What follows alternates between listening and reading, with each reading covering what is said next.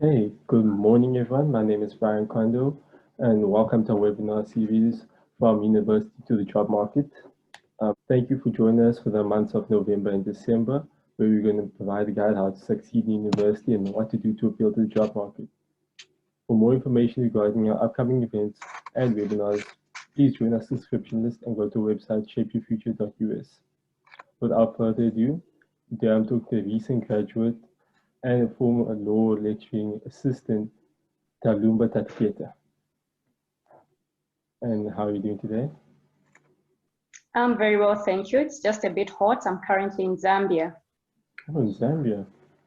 Nice. Yes, I'm Zambian by nationality. Oh, okay. So thank you for joining us. I'm just going to ask a few questions. Feel free to answer in as much detail as possible because this will be going out to students and it'll be very helpful. So thank you for availing yourself as well. You're welcome. Okay. So can you share some tips on how to succeed in university and give any additional advice to any graduates, students? Okay. First of all, the most important thing is being focused. But before that, you need to choose the right career. So some people study because they hear there's a lot of money in law, there's a lot of money in medicine, but they fail to look at what they're passionate at. For instance, if you do nursing and you're not patient, you're not caring, the moment you start working, you're going to be grumpy, you're going to be impatient with patients. So you need to, first of all, find out what your niche is, what your interests are, how you are wired, and what excites you. So first of all, you need to choose the right career. If you don't know, find career guidance, ask people who are able to advise you. Secondly, you need to stay focused. Remember, you're coming from high school, graduating from high school, transitioning to university. So you feel like there's a lot of freedom. Some people even relocate from their hometown to another province where they have a lot of freedom and begin to stay alone. So you need to stay focused because there are also some friends who will derail you. Third, you need to be determined because there are many hiccups that come on the way. So, for example, I faced a financial challenge. In my first year, things were well. I paid my tuition fees. Come second year, I did not have money. So you need to stay determined. And at that point, the university were telling me, you need to deregister and register next year. But I refused. I told them I will not deregister. I will look for money. So one day I went to visit a friend and she was asking me what I'm doing. Then I said, I'm in the process of registering, but I have a challenge. I don't have enough money. And she told me, I have some money that is sitting in my account. I can lend it to you. When you have the income, then you'll pay me back. So that's how I registered and continued doing law. Without being determined, without having the tenacity, I would have deregistered. So determination is very, very important. Oh, that's very impressive. How were you able to stay determined through this process? Because I was also in university and I also struggled to stay determined and motivated to study. So what did you do to stay determined? I focused on my goal. I knew I wanted to be educated. I'm an orphan and I can't just stay at home. So I knew I needed to finish studying so that I can work, I can earn an income. So I had to focus on that goal to say one day I need to have my own source of income. So regardless of the challenges, regardless of not having money even to buy prescribed books, I stayed focused. I just said I need to attain that goal. If others have done it, they've been challenged along the way, but they completed, I'm also going to complete.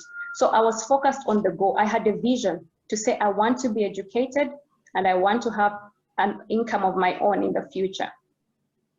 That's very inspirational.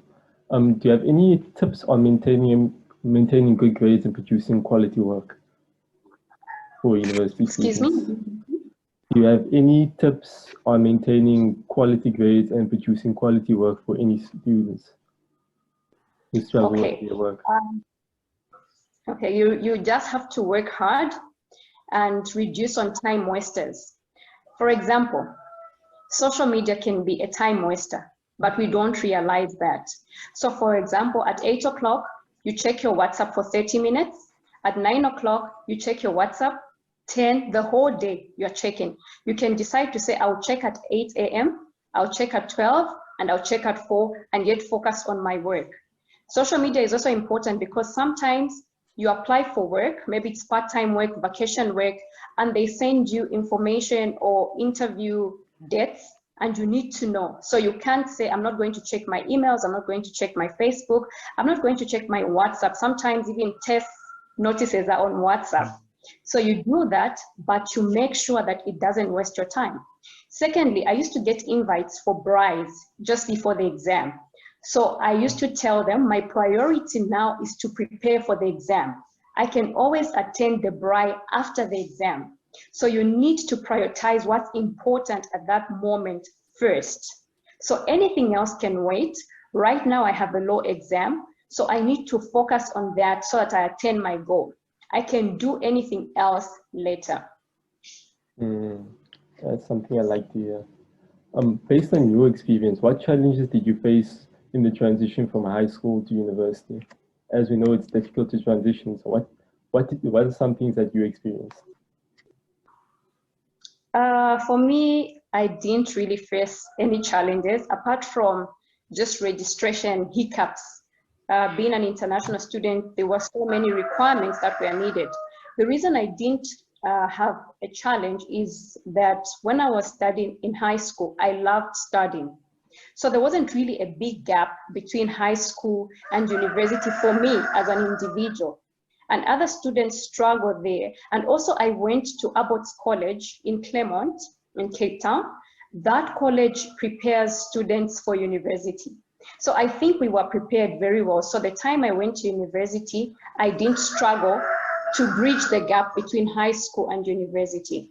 So other than registration challenges, having to move from office to office, having to get a lot of documents like exemption certificate, those were a bit challenging. But in terms of the schoolwork, I think Abbott's College prepared me very well. Wow, you're very lucky. What challenges, what's something you wish you knew before you started university? Excuse me?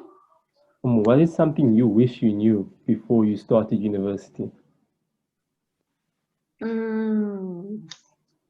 Well, I wish I knew that I would be challenged financially in my second year, because maybe I would have saved better. You know, I only started saving later on when I became a graduate lecturing assistant. All along, I never used to save. And saving money doesn't mean you have a lot of money. You can save every 50 Rand, every 100 Rand that you use to buy your takeaways. Sometimes we don't realize that you actually have the money to save. So had I been keeping 100 Rand per month, the time it came for me to register and buy prescribed books, I would have had a little bit of more money to even buy prescribed books, because I had to do some of the modules without having prescribed books, and I would have to spend more time in the library, more time borrowing on the short loan over the weekend. So that wasted a little bit of my time. So had I known that I would be financially challenged, then I would have been saving even the little that I had. I was experienced as a student. Saving is one of the hardest things as a student to do, because you know student life isn't easy. Okay. How can students better balance their personal lives with their student lives, university lives? In your opinion, how do you think students can better do that? There is a way of balancing. You can study from Monday to Friday. Saturday, go out on a social, either go to the beach or meet up with some friends. The reason I say it's important for them to have leisure time is if you work hard, you know, there's a saying that hard work and no play makes James a dull boy. So what happens, especially if you're doing careers like law, you burn out if you study every day. So on a weekend, if they can spend some time, whether it's with family or with friends, they can just relax on a Saturday. And then maybe on Sunday night, go back to their books and check what assignments needed to be done. So they can do it in such a way that it doesn't interfere with their studies. So they can focus on their studies from Monday to Friday, Saturday do something for leisure, Sunday night come back to your books and continue on Monday. So you need to balance, and depending on the module modules that you're taking or the career path that you have taken. And depending on how demanding it is, you need to know how much time you need to spend on your schoolwork. For instance, if you're doing law is very demanding. So maybe you need to spend 80% of your time doing the work and 20% doing the leisure. Okay, that makes a lot of sense. In your opinion, how can students better prepare themselves and make themselves more appealing to the job market? How can they make themselves look more attractive before entering the job market? They need to have a bit of experience. For instance, there are a lot of firms that offer vacation work. In law, you are able to go for vacation work from year 1 to final year. So you need to apply, you check on their website, you check which firm has vacation work in June, in December, and then you apply. When you go there, you expose yourself to what goes on in the industry in which you are studying. Secondly, you can also avail yourself to work as a volunteer in certain firms, maybe at a law firm. I just want to come for a month during vacation and help with the work that they do. So by doing that, you earn experience and that upgrades your CV. So you need to have a strong CV, a CV that is updated, a CV that shows that you are employable. Employers don't only want somebody to have theory, but they want you to have experience as well.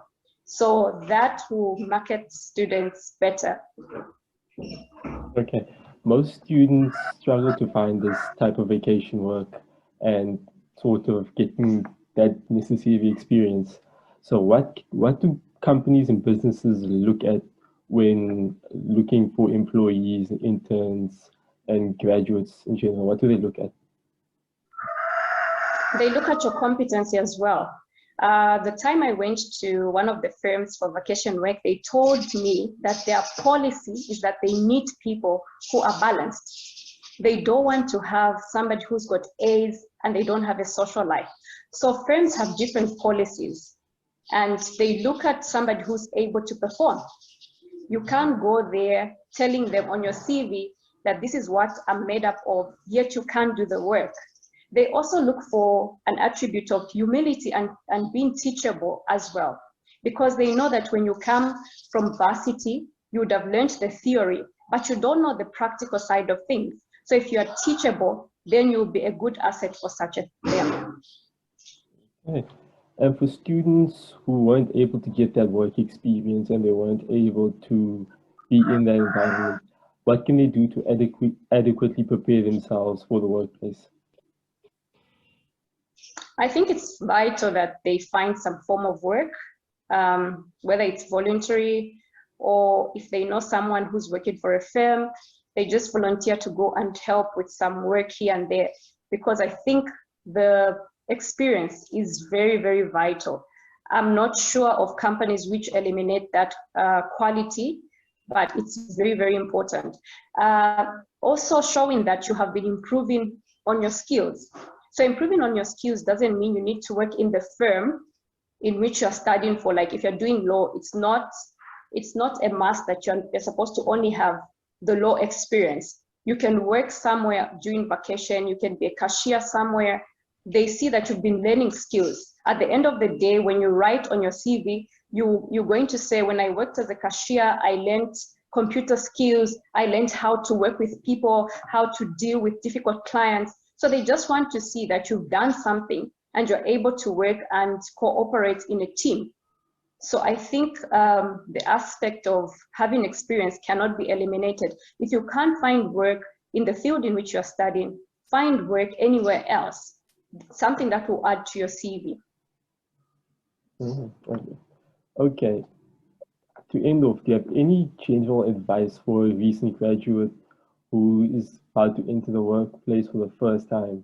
What sort of advice would you just give them to keep them motivated and keep them enthusiastic about the workplace and not be beat down and demotivated by the experience? First of all, they need to know that sometimes at the first time they don't get what they want. There are so many students who are studying and they're thinking, I'll be employed by ENS, I'll be employed by Smith, Tabata, Buchan and Boys. So as you're applying, sometimes you get no answer or you get regrets. In the meantime, while you're waiting to go where you belong, you can find work in marketing. As you are still pursuing the career path that you've taken, you keep applying. And it's also important to prepare yourself for your interview. It's important to put your CV in order. It should always be updated. Then on social media, if you're on Facebook, market your skills. Avoid putting things that will demarket you. Like there are certain things that you can't just post on social media because they can be a disadvantage when employers or recruiters look at your profile. They'll be like, this one looks like to be a problem here. So you need to check carefully and update your profile as well in a way that markets you. You also need to have confidence, because when you go out there, you start working, maybe you're an intern or you're a CA, there are people that you will find there in the firm, in some firms, that will just want to bully you or to just see if you know what you're doing. So you need to keep the confidence. You need to be up to date. Sometimes even just read through your notes, revisit the things you learned at varsity. Don't be blank, be updated, be current, listen to current affairs. Sometimes they can just throw in a case that is that's currently in court, you know, and then they ask you maybe to comment on a judgment and you don't know what's going on, you know. So you need to be current, you need to know what's going on the news, and just be confident, know that you are employable. If you manage to pass your theory at varsity, you are able to do the practical. Nothing is too hard for you to attain. Talumba, thank you so much for your advice. I'm hearing stuff which I wish I knew before I graduated and while I was still in university. These tips and advice will be beneficial to the students and people who are just entering varsity and leaving as well. So thank you for making yourself available, and thank you for sharing your tips and tricks and knowledge. It's a pleasure.